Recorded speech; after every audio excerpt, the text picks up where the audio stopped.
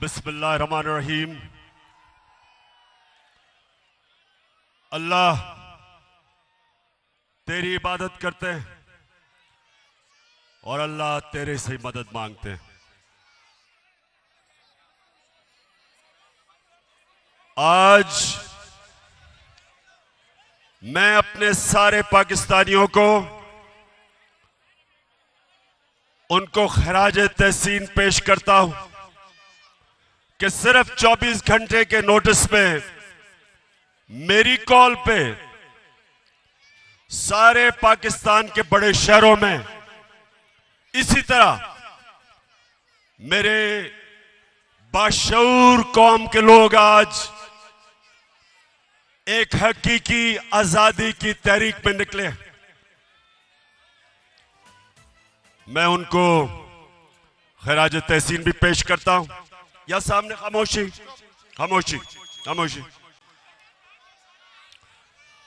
एक खामोशी। और देखें, हमारी सारे तहरीक इंसाफ के जलसों में ख्वातीन आती हैं, सारे जलसों में आती हैं और सारे मेरे नौजवानों की जिम्मेदारी है कि उनका पूरी तरह ध्यान रखा जाए।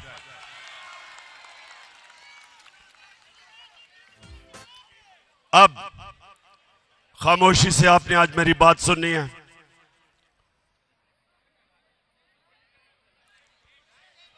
अब ये खामोशी खामोशी।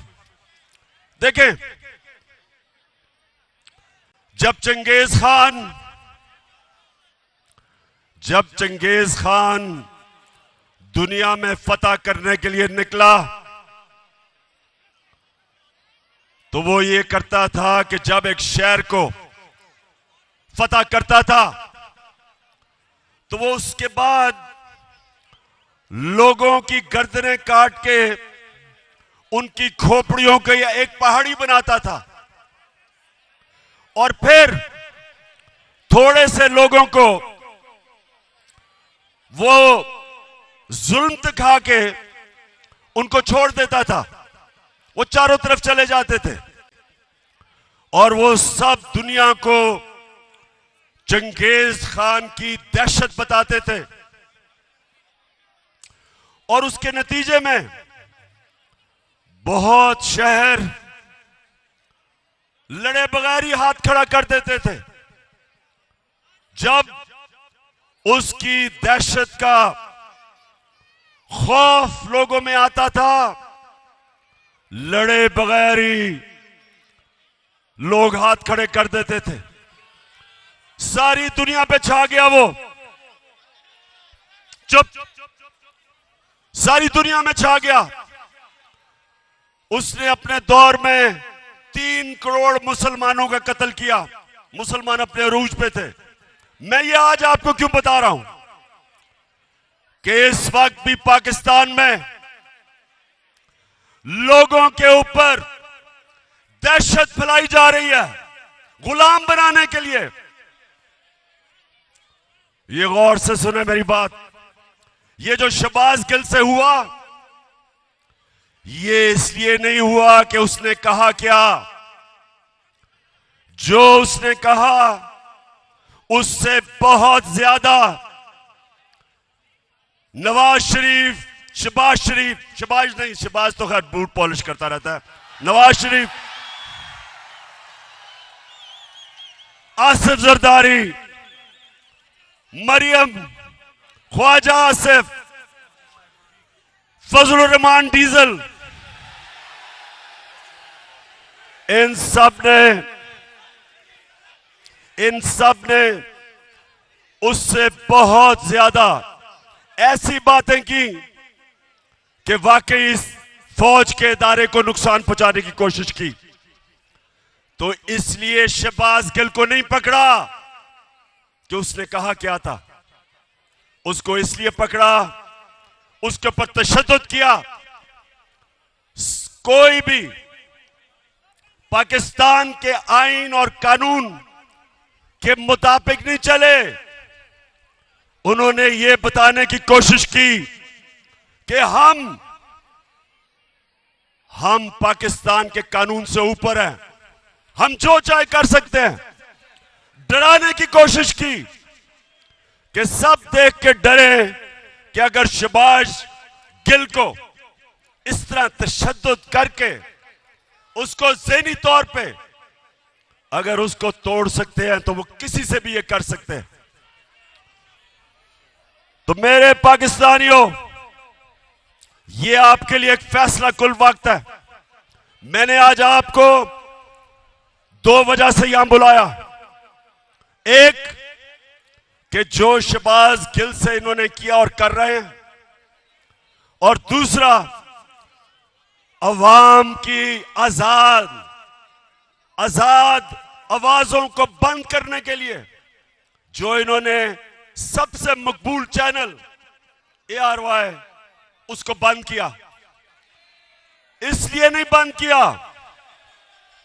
इसलिए बंद नहीं किया कि ARY ने कोई गलती की। उसको भी इसलिए बंद किया कि वो सच दिखा रहा था। वो हमारा मौकिफ, मेरा मौकिफ, अवाम का मौकिफ वो पब्लिक के सामने लेके आ रहा था, इसलिए उसको बंद किया। और बाकी चैनल्स को खौफ फैलाया कि अगर तुम लाइन में ना आ गए तो इसी तरह तुम्हें भी बंद करेंगे और नुकसान पहुंचाएंगे। तो मेरे पाकिस्तानियों, मैं आज इसलिए आपको सिर्फ 24 घंटे नोटिस में आप सबको बुलाया। ये बड़ा अहम वक्त है पाकिस्तान में, फैसला कुन वक्त है, डिफाइनिंग मोमेंट है। ये ऐसा वक्त है कि अगर हम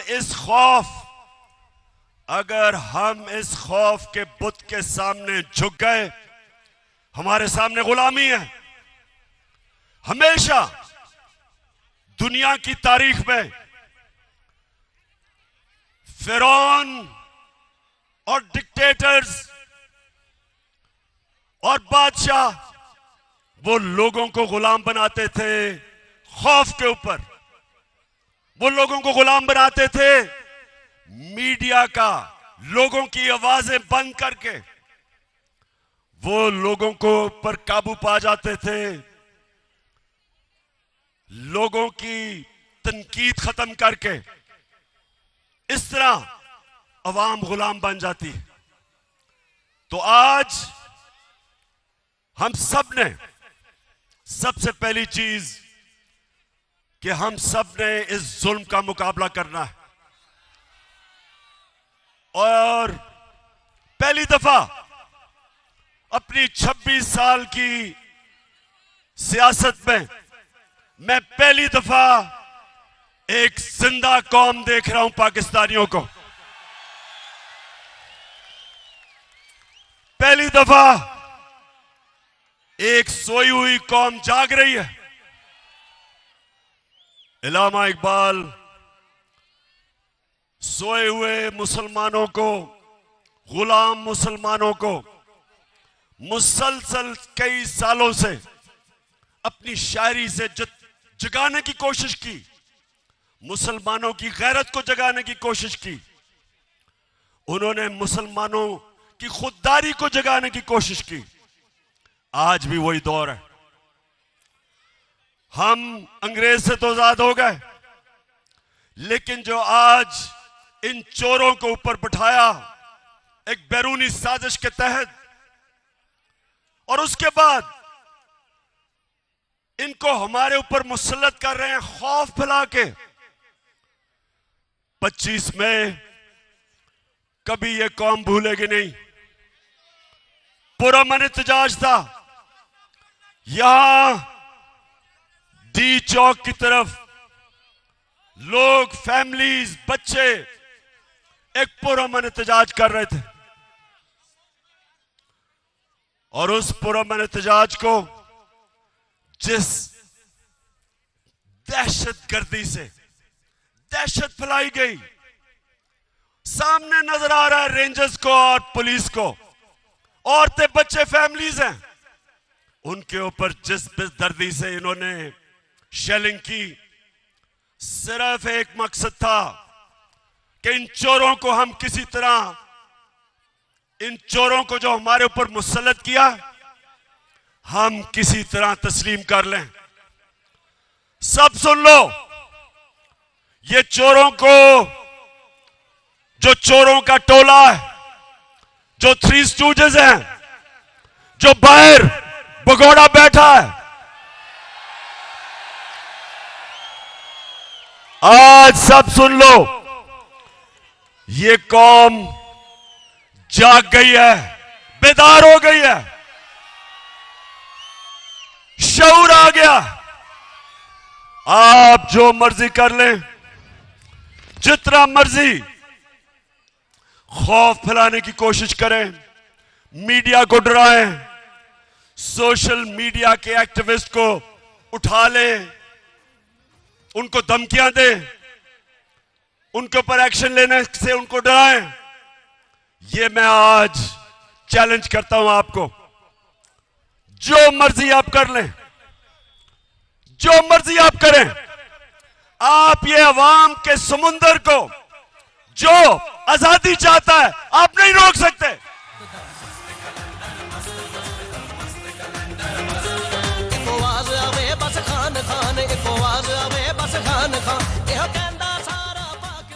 शहबाज गिल को, शहबाज गिल ने जिस तरह उसको उठाया, 2 दिन जो तशद्दुद किया, और फिर एक आदमी को इस तरह उन्होंने रखा जिस तरह पता नहीं कितना बड़ा मुल्क का कोई गद्दार पकड़ा है। शर्म करो। आईजी इस्लामाबाद, आईजी तुम और डीआईजी, तुम्हें तो हमने नहीं छोड़ना, तुम्हारे ऊपर केस करना हमने।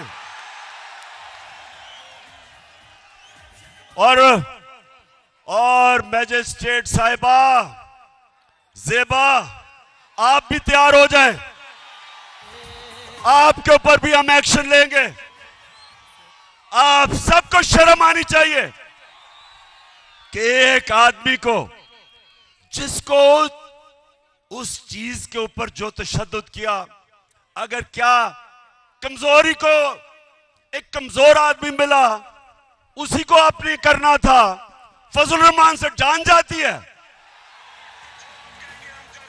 और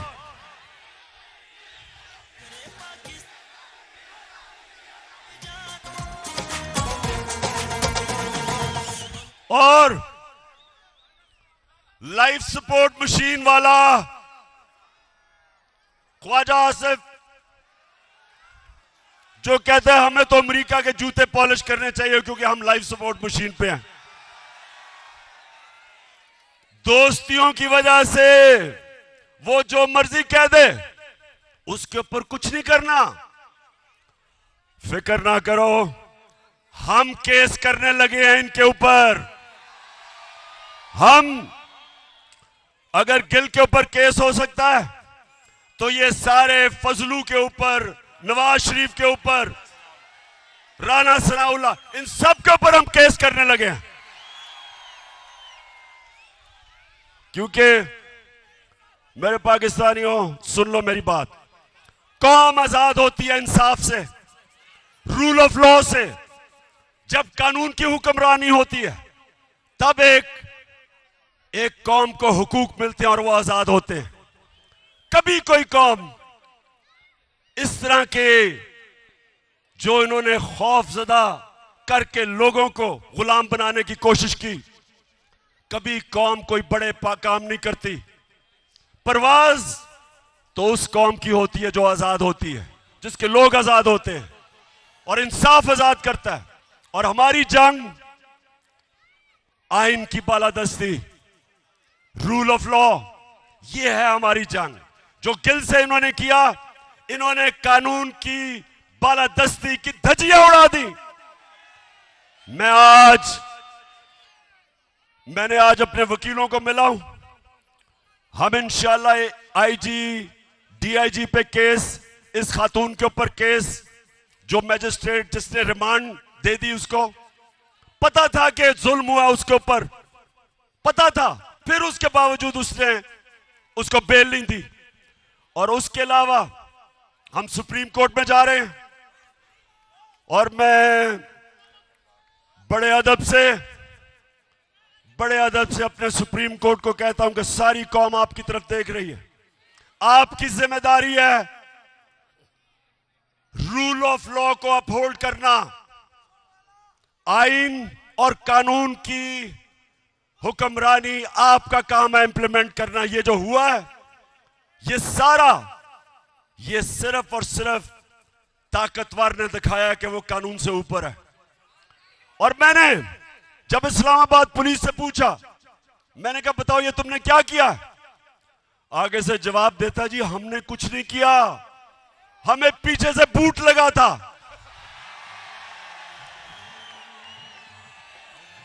इसके अलावा हमने जब सीसीपीओ लाहौर और डीआईजी पंजाब, इनके ऊपर 25 मई को जो इन्होंने जुल्म किया था, फैमिलीज के घरों में 3-3 बजे चले गए, औरतें बच्चे उनको खौफजदा किया, तो जब हमने इनके ऊपर एक्शन लेना था, केसेस करने थे, तो हमारे वहां लोग डर गए, कहते जी वो उधर से टेलीफोन आ गया कि इनको ना हाथ लगाओ। तो मैं आज अपने न्यूट्रल से सवाल पूछना चाहता हूं।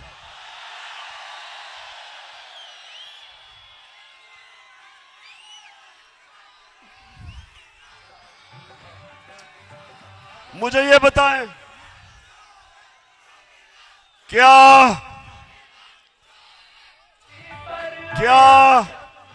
वाकई आप न्यूट्रल हैं?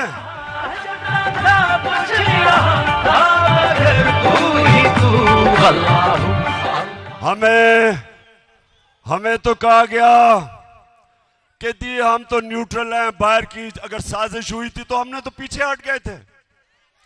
बिस्मिल्लाह कि माशाल्लाह आप हमारी जो एजेंसी है, और मैं जानता हूं कि हमारी एजेंसीज दुनिया में ताकतवर बेहतरीन एजेंसीज हैं, तो आपको तो पता चल गया होगा साजिश का, चलें, लेकिन आपने फैसला किया था हम पीछे बैठ जाते हैं, ठीक है जी। लेकिन अब क्या हो रहा है? अब तो जिसको कहें जो जुल्म करता है, पंजाब में हमने जब उनसे पूछा, वो कहते जी हमें तो जी पीछे से हुक्म आया था। इधर अब इस्लामाबाद पुलिस कहती है नहीं जी हमने तो किया ही कुछ नहीं। तो मैं सवाल आज पूछ रहा हूं, मैं अपने न्यूट्रल्स को कहना चाहता हूं कि देखें, ये मुल्क का मसला है, ये पाकिस्तान का मसला है। आपके लिए बड़ा जरूरी है कि अवाम के साथ खड़े हो, इंसाफ के साथ खड़े हो, पाकिस्तान के साथ खड़े हो, ये चोरों के साथ ना खड़े हो। अल्लाह, आपके जज्बात महसूस करना चाहता हूं। हाथ नजर आएंगे तो पता लगेगा उम्मीद हमारी कहां है, किससे है। मैं आप ARY की बात करना चाहता हूं। ये जो दबाव मीडिया पे डाला जा रहा है, कभी इस तरह का प्रेशर मीडिया पे नहीं पड़ा। जब हम पावर से निकले, मीडिया का ब्लैकआउट हो गया। जो अगले दिन 10 अप्रैल को जो पब्लिक सड़कों पे निकली, मीडिया का सारा ब्लैकआउट था, कुछ भी नहीं था मीडिया पे। वो तो रात को सोशल मीडिया जिंदाबाद। नौजवान हमारे सोशल मीडिया के, मैं तो आपको खास सलाम पेश करता हूं। सोशल मीडिया पे आना शुरू हो गया कि अवाम सड़कों पे, और फिर पहली चैनल जिसने अवाम दिखाई वो ARY था। उसके बाद ARY के ऊपर पूरा जोर, जो पाकिस्तान के एंकर जिनकी सबसे ज्यादा व्यूअरशिप थी, उन सारों के ऊपर जोर, उनको दबाओ, उनको खौफजदा किया, उनके ऊपर केसेस बनाए। साबिर शाकिर मुल्क से बाहर। अब मैं समझता हूं कि पाकिस्तान का बेहतरीन एंकर जिसको मैं सलूट करता हूं, अरशद शरीफ, वो मुल्क से बाहर। इमरान रियाज के ऊपर केसेस, उसको जेल में। और एयाज अमीर जैसा दानश्वर, उसको इन्होंने जलील करने की कोशिश की। समी इब्राहिम,